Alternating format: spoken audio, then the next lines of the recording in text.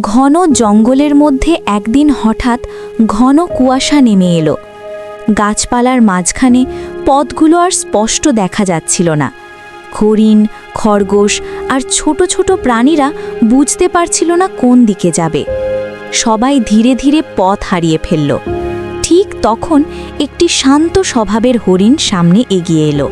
সে ধীরে ধীরে চারপাশ দেখল, বাতাসের গন্ধ নিল আর সাবধানে হাঁটতে শুরু করল। অন্যান্য প্রাণীরাও তার পিছু নিল। হরিণটি ঘন ঝোপের ভেতর দিয়ে এগিয়ে যেতে লাগল, যেন সে কিছু অনুভব করছে। কিছুক্ষণ পরে কুয়াশা একটু সরল। সামনে দেখা গেল একটি পরিষ্কার খোলা পথ। সব প্রাণী আনন্দে দৌড়ে সেই পথে এগিয়ে গেল। সেদিন জঙ্গলে সবাই বুঝেছিল, কখনো কখনো সবচেয়ে শান্ত প্রাণীটি সবার জন্য সঠিক পথ খুঁজে দেয়।